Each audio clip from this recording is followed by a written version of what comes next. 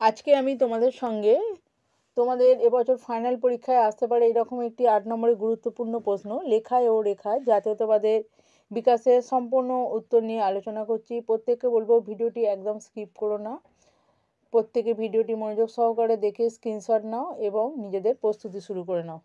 19 শতকে ভারতীয়দের মধ্যে জাতীয়তাবোধের বিকাশের ক্ষেত্রে তৎকালীন দেশত্ববোধক ও স্বদেশপ্রেমমূলক সাহিত্য গুরুত্বপূর্ণ ভূমিকা গ্রহণ করেছিল। পাশাপাশি গগনেন্দ্রনাথ ঠাকুর ও অবনীন্দ্রনাথ ঠাকুরের আঁকা ঔপনিবেশিক শাসনবিরোধী ছবিগুলিও ভারতীয় জনমানসে জাতীয়তাবোধের বিকাশ ঘটাতে সাহায্য করে। প্রকৃতপক্ষে 19 শতকের লেখায় ও রেখায় ভারতবাসীর মধ্যে জাতীয়তাবোধের বিকাশ ঘটে। এ বিষয়ে বঙ্কিমচন্দ্র চট্টোপাধ্যায়ের আনন্দমঠ, স্বামী বিবেকানন্দের বর্তমান ভারত, রবীন্দ্রনাথের গোড়া এবং অবনীন্দ্রনাথ ঠাকুরের ভারত মাতা চিত্রের গুরুত্ব অপরিসীম। এবারে আমরা দেখব জাতীয়তাবাদ বিকাশের ক্ষেত্রে বঙ্কিমচন্দ্রের আনন্দমঠের অবদান কী ছিল। বঙ্কিমচন্দ্রের আনন্দমঠ প্রগাঢ় প্রভাব ফেলেছিল জাতীয়তাবাদীদের ওপর। আনন্দমঠের সন্তানদের উচ্চারিত বন্দে মাতরম মন্ত্র দেশবাসীকে মুক্তি আন্দোলনে আন্দোলিত করে। মহেন্দ্রকে দেখানো মাতৃমূর্তির মাধ্যমে বঙ্কিমচন্দ্র দেশমাতৃকার অতীত, বর্তমান ও ভবিষ্যৎ মূর্তিগুলি তুলে ধরেন। মা যা হইয়াছেন দেশ জননীর, এই মূর্তি হিত সর্বস্বা নগ্নিকা দেশ জননীর মূর্তি। মা যাহা হইবেন, এই মূর্তির মাধ্যমে বঙ্কিমচন্দ্র শোষণমুক্ত কল্যাণী জগদ্ধাত্রী দেশমাতৃকার মূর্তিকে তুলে ধরেছেন। আনন্দমঠের সন্তানদের আদর্শ ভারতের শিক্ষিত যুব সম্প্রদায়কে এবং কংগ্রেসী নেতৃবৃন্দের একাংশকে সংগ্রামশীল জাতীয়তাবাদ গ্রহণের বিষয়ে অনুপ্রাণিত করে। সন্তানদের উদ্দেশ্যে সত্যানন্দের আহ্বানের মধ্যে তিনি আসরিক ইংরেজ শাসনের বিরুদ্ধে ভারতীয়দের ধর্মোদ্দীপনা জাগানোর ডাকি শুনেছেন। অসুর বিনাশিনী দেবী দুর্গার সঙ্গে অভিন্ন হয়ে উঠেছিল অরবিন্দের স্বপ্নের দেশমাতৃকার মূর্তি। আনন্দমঠ উপন্যাসটি সংগ্রামী জাতীয়তাবাদী চিন্তাধারা প্রচারে বিশেষ সহায়ক হয়েছিল। এই গ্রন্থে তিনি একদল দেশপ্রেমিকের আত্মোৎসর্গের কথা তুলে ধরেছেন। স্বদেশিকতা প্রসারে বন্দে মাতরম সঙ্গীতের ভূমিকা অত্যন্ত গুরুত্বপূর্ণ। এই সঙ্গীত দ্বারা বঙ্কিমচন্দ্র ভারত জননীর বাস্তব রূপ অঙ্কন করেন এবং পরবর্তীকালে এই সঙ্গীত ভারতীয় মুক্তি সংগ্রামের রণধ্বনিতে পরিণত হয়। এবার দেখে নাও জাতীয়তাবাদ বিকাশে স্বামী বিবেকানন্দের বর্তমান ভারতের ভূমিকা। স্বামী বিবেকানন্দ তার বর্তমান ভারত নামক গ্রন্থে ভারতীয় জাতীয়তাবাদকে এক উচ্চ আধ্যাত্মিক আদর্শে উন্নীত করেন। বিবেকানন্দের মতে স্বদেশপ্রেম ও মানবপ্রেমের সমন্বিত রূপ হল জাতীয়তাবাদ। উপনিষদের ঋষির মতো বেদান্তবাদী বিবেকানন্দ তাঁর বর্তমান ভারত গ্রন্থে ভারতবাসীকে নতুন করে জেগে ওঠার আহ্বান জানান। তিনি বলেন, উত্তেষ্টিত জাগ্রত প্রাপ্যবরণ নিবোধিত, অর্থাৎ ওঠো, জাগো এবং নিজের পাপও বুঝে নাও। তার এই আহ্বানে ভারতের যুব সমাজ তথা সমগ্র ভারতবাসী সাম্রাজ্যবাদের বিরুদ্ধে রুখে দাঁড়ান। এই গ্রন্থ পাঠ করে ভারতবাসী উপলব্ধি করে যে দুর্বলতা ও ভীরুতা হলো দাসত্বের নামান্তর। এই দুর্বলতাই হলো মৃত্যু। এই দুর্বলতাকে জয় করতে হবে। বিবেকানন্দের প্রেরণা মৃত্যুকেও জয় করতে শিখিয়েছিল।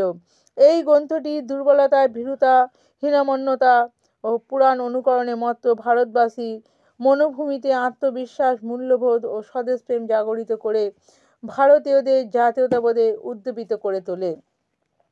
এরপর দেখে নাও জাতীয়তাবাদ বিকাশে রবীন্দ্রনাথ ঠাকুর ও গোড়ার ভূমিকা। গোড়া উপন্যাসটি হলো রবীন্দ্রনাথ ঠাকুরের অমর সৃষ্টি। এই উপন্যাসে সমকালীন জীবনচিত্র ও জাতীয়তাবোধ গভীরভাবে ব্যক্ত হয়েছে। উপন্যাসটির মাধ্যমে রবীন্দ্রনাথ জাতিভেদের দ্বারা বিড়ম্বিত ও অস্পৃশ্যতার দ্বারা কলঙ্কিত ভারতীয় সমাজে সমন্বয়ের আদর্শ তুলে ধরে ভারতবাসীকে জাতীয়তাবোধে উদ্দীপ্ত করে তোলেন। ভারতীয় সংস্কৃতির উদার ধর্মনিরপেক্ষতা, নিঃসঙ্গ ব্রাহ্মণ্য মহিমা, সার্বভৌম কারুণ্য, সর্বোপরি শান্ত সত্য নিষ্ঠা প্রভৃতি সত্য, সমাজ জীবনে বৈষম্য, আচার বিচারের প্রাধান্য, জাতিভেদের বিড়ম্বনা এবং জনসাধারণের অসহায় দারিদ্র্য ও অপরিসীম মূঢ়তা যে দেশকে তিলে তিলে ধ্বংসের সিংহধারে উপনীত করেছে, রবীন্দ্রনাথ এই উপন্যাসের মধ্যে তার সমাধানের পথ নির্দেশ করেছেন। আর এই উপন্যাসের মাধ্যমে দেশবাসীকে তিনি জাতীয়তাবোধে উদ্দীপিত করে তোলার চেষ্টা করেছেন। এরপর দেখো জাতীয়তাবোধ বিকাশে অবনীন্দ্রনাথ ঠাকুর ও ভারত মাতা চিত্রের ভূমিকা। অবনীন্দ্রনাথ ঠাকুরের আঁকা ভারত মাতা চিত্রের জীবিত রূপ হলো আনন্দময়ী। গোড়া উপন্যাসের শেষে পরিশিষ্ট অংশে সংস্কার শূন্য উদার মানবপ্রেমের মানবী মূর্তি আনন্দময়ীর মধ্যে গোড়া সেই ভারত মাতার প্রতিচ্ছবি দেখিয়েছেন। তোমার জাত নেই, বিচার নেই, ঘৃণা নেই, তুমি শুধু কল্যাণের প্রতিমা, তুমিই আমার ভারতবর্ষ। আনন্দময়ী যেন কৃষ্ণলীলার যশোদা, যাকে আঁকড়ে ধরে রাখার মতো কোনো দাবি দাবা নেই। এমন পরের ছেলের প্রতি স্নেহ আত্মজ প্রীতিকেও ছাড়িয়ে গেছে। মাতৃহৃদয়ের সকরুণ বাৎসল্য নেই আনন্দময়ী চিত্তের প্রশান্তি। গোড়া আর বিনয়কে তিনি মাতৃস্নেহের পরিপূর্ণ অর্ঘ্য দিয়ে পুজো করে এসেছেন।